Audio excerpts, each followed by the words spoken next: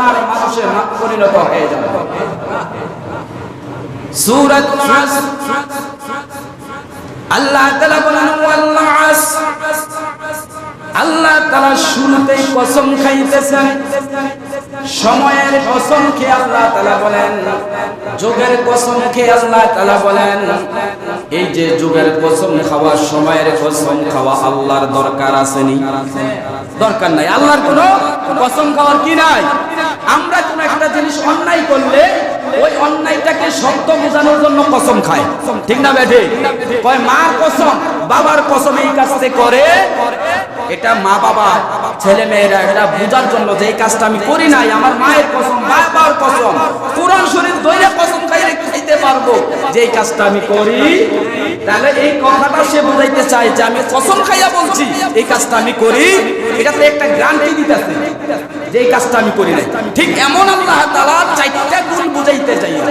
আল্লাহ তাআলা কসম খাইছে, তাহলে বোঝা যাইতেছে এই কসম খাওয়াটা, এই চারটা বিষয় খুবই একটা গুরুত্বপূর্ণ, ঠিক না ভাই? ঠিক যেমন ছেলেটা বুঝাইতে চায় আমি এই কাজটা করি নাই, এটার গুরুত্ব বুঝাইতে চাই, কসম খাইতে হয় যে আমি মায়ের কসম, বাবার কসম, অমুকের কসম, আমি এই কাজটা করি নাই, এটার যেমন গুরুত্ব বুঝাইতেছেন আল্লাহ তাআলা বিভিন্ন কোরআন শরীফের সূরার আয়াতে, বিভিন্ন আয়াতে সূরার শুরুতে কসম খাইয়া খাইয়া কিছু বান্দাকে সঠিকভাবে যাতে গ্রহণ করে এটার গুরুত্ব বুঝাইতে চাই আল্লাহ তাআলা কসম খাইছে। ঠিক এই চারটা গুণ বুঝাইতে চাইয়া, চারটা কথা বুঝাইতে চাইয়া আল্লাহ তাআলা শুরুতে কসম খাইছেন, যুগের কসম, সময়ের কসম। তাহলে বোঝা যায় যেই যুগের কসম আল্লাহ তাআলা খাইছেন ওই যুগটা বড় এক মারাত্মক যুগ। যেই সময়ের কসম খাইছেন এই সময়টা বড় দামি এক সময়ের কসম। কারণ মানুষের কাছ থেকে যখন সময় হারিয়ে যায়, এই পেছনের সময় কেউ খোঁজে আর পাবো। 70 বছরের বুড়া যারা আছেন, বাবা যারা আছেন, তারা যদি বলে আজ আগের 15 বছরের যুবকের সময়ের মতো সময় হয়ে যাব, এটা কি কোনোদিন সম্ভব? কোনোদিন সম্ভব না। সময়টাকে আল্লাহ তাআলা এতটা মূল্যবান দিয়েছে যে আজানও হয়ে গেছে, এখন তোমার মসজিদে যাওয়ার সময় হয়ে গেছে। কারণ জোহরের সময়টা, জুমার সময়টা যখন অতিবাহিত হয়ে যাবে, তখন তুমি আর জুমার সময় নাও পাইতে, আগামী জুমার সময় আসতে পারে, নাও আসতে পারে আমার জীবনে। এই জন্য আল্লাহ তাআলা সময়ের কসম খাইলেন যে সময়টা খুব প্রত্যেকটা মানুষের একটা মূল্যবান সময়। এই সময়টা আল্লাহর কাজে ব্যয় করো। সময়টা কার কাজে ব্যয় করো? আল্লাহর কাজে ব্যয় করো। এই সময়ের কসম খাইয়ে আল্লাহ তাআলা বলেন ইন্নাল ইনসানা লাফি খুসর। আল্লাহ তাআলা বলেন সময়ের কসম খেয়ে বান্দা আমি বুঝাইতে চাই সমস্ত মানুষ ক্ষতিগ্রস্ত, সমস্ত মানুষ ধ্বংসশীল, সমস্ত মানুষ বিপদগ্রস্ত। কে বলছেন? জোরে বলেন। আল্লাহ বলছেন কি সমস্ত মানুষ কি ক্ষতিগ্রস্ত? জোরে বলেন সমস্ত মানুষ কি ক্ষতিগ্রস্ত? আল্লাহ বলেন হ্যাঁ, ইল্লা, এটা দিয়া ভেঙে দিচ্ছেন, তবে তাদেরকে ছাড়া। কয় শ্রেণীর ছাড়া? জোরে বলেন কয় শ্রেণীর?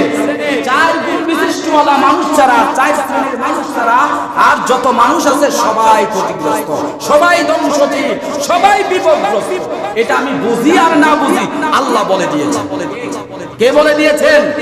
কি বলে দিয়েছেন? সমস্ত মানুষ কি কয় শ্রেণীর ছাড়া? জোরে বলেন কয় শ্রেণীর? আল্লাহ তাআলা বলেন আল্লাযীনা আমানু, 1 নম্বরে যারা আল্লাহকে বিশ্বাস করে, যারা আল্লাহকে বিশ্বাস করে, যারা নবীকে বিশ্বাস করে, আখিরাত বিশ্বাস করে, পরকাল বিশ্বাস করে, হাসর মিজান বিশ্বাস করে, তাদেরকে সারা সকল মানুষ ক্ষতিগ্রস্ত। 2 নম্বরে ওয়ামিলুস সালিহাত, আল্লাহকে বিশ্বাস করলে হবে না। আল্লাহ বলেন বিশ্বাসের আমল হলো নেক আমল।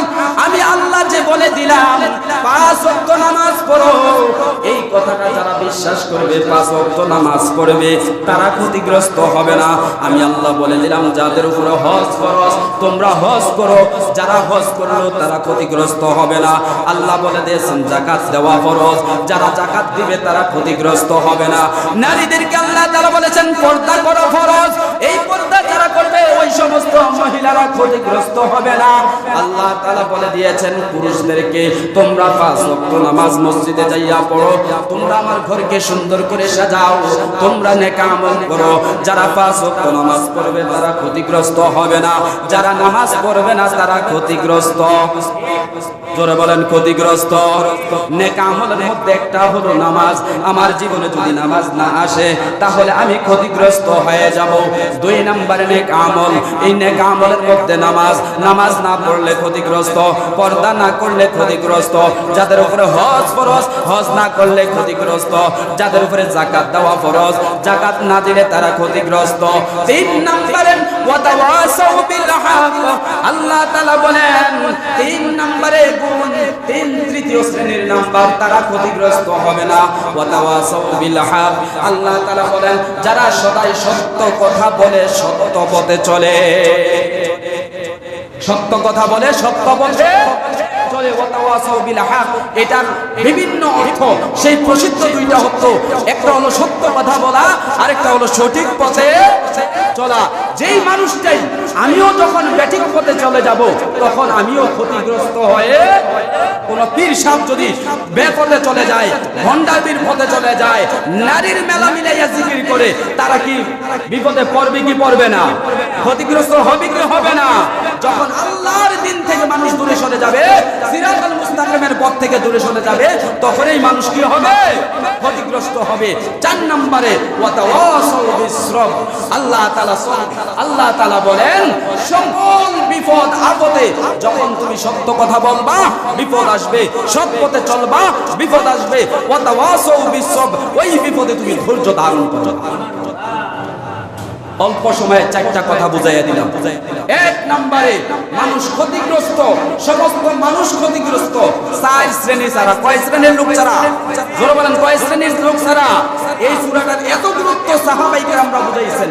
আল্লাহর নবী বলেন সাহাবীরা যখন একজন আরেকজনের সাথে দেখা হতো, একজন আরেকজনের সাথে যখন সাক্ষাৎ হতো, সাহাবীরা বলতেন, একজন আরেকজনকে বলতেন, ও ভাই একটু দাঁড়াও, আমি তোমাকে সূরাতুল আসর, এই সূরাটা আমি শোনাবো। আমি তোমাদেরকে সূরাতুল আসর সূরাটা শোনাবো, তোমাদেরকে ওয়াল আসরি সূরাটা শোনাবো। আরেকজন সাহাবী বলতো, বলো আমার থেকেও তুমি শোনো। একজন আরেকজনের সাথে সূরা যতক্ষণ পর্যন্ত সূরাতুল আসর ওয়াল আসরি সূরাটা যতক্ষণ না শুনতেন ততক্ষণ একজন আরেকজনের কাছ থেকে আলাদা হতেন না। সাহাবায়ে কেরামে একজন যখন আরেকজনের সাথে দেখা হইতো, এই ওয়াল আসরি সূরাটা একজন আরেকজনকে কি করতেন? শোনাইতেন। শোনানোর অর্থ কি? তারা তো আরবি ভাষায় বোঝেন যে 4টা গুণ বলা হয়েছে, এই 4টা গুণ আমার মধ্যে থাকো, তোমার মধ্যে থাকো। এই 4টা গুণ তারা একজন আরেকজনের কাছে বলতেন। কারণ 1 নাম্বার গুণ হলো আল্লাহ এবং তার রাসূলকে বিশ্বাস করা, আখিরাতকে বিশ্বাস করা, এইভাবে আখিরাতকে, পরকালকে বিশ্বাস করা, জান্নাত জাহান্নাম বিশ্বাস করা। 2 নম্বরে নেক আমল করা। সাহাবায়ে কেরামরা এটাই বুঝাইতেন, তোমার মধ্যে নেক আমল থাকো, আমার মধ্যে নেক আমল থাকো। 3 নম্বরে তুমিও সত্য কথা বলো, আমিও সত্য কথা বলি, তুমিও সত্য পথে চলো, আমিও সত্য পথে চলি। 4 নম্বরে তুমি আর আমি সত্য কথা বলতে যাইয়া, সৎ পথে চলতে যাইয়া যে বিপদ আসবে আল্লাহ বলে দিয়েছেন। কারণ আপনি যখন 4 জন 5 জনে গন্ডগোল হয়ে গেছে, আপনি যদি মাঝখানে যাইয়া সত্য কথাটা বলেন, 4-5 জনকে আপনারা ছাইরা দিব। আর জোরে বলেন বর্তমানে ছাইরা দিব? সত্য কথাটা আজকে বলা কঠিন বিষয়, ঠিক না বেঠে? জোরে বলেন ঠিক না বেঠে? আল্লাহ তাআলা বলেছেন এই সত্য কথা বলতে গেলে তোমার উপরে বিপদ আসবে, এই বিপদের সময় তুমি ধৈর্য ধারণ করবা। কি করবা? ধৈর্য ধারণ করবা। ধৈর্যের মধ্যে সবরু সাওয়াবুল জান্নাহ। আল্লাহর রাসূল বলেন যে ব্যক্তি ধৈর্য ধারণ করবে ওই ব্যক্তি আল্লাহর তৈরি ডাইরেক্ট জান্নাতে চলে যাবে। এই জন্য আল্লাহ আমাদেরকে এই 4 গুণ বিশিষ্ট মানুষ হওয়ার তৌফিক দান করেন। আল্লাহ তাআলা যেন আমাদেরকে, মানুষদেরকে ক্ষতিগ্রস্ত থেকে, এই মদিনাতুলের সমস্ত মানুষকে ক্ষতিগ্রস্ত থেকে হেফাজত করেন। জোরে বলেন আমিন। আল্লাহ তাআলা যেন আমাদেরকে এই 4 গুণ বিশিষ্ট ওয়ালা মানুষ হওয়ার তৌফিক দান করেন। সকলে বলে আমিন। ওয়া আখিরু দাওয়ানা আলহামদুলিল্লাহি রাব্বিল আলামিন।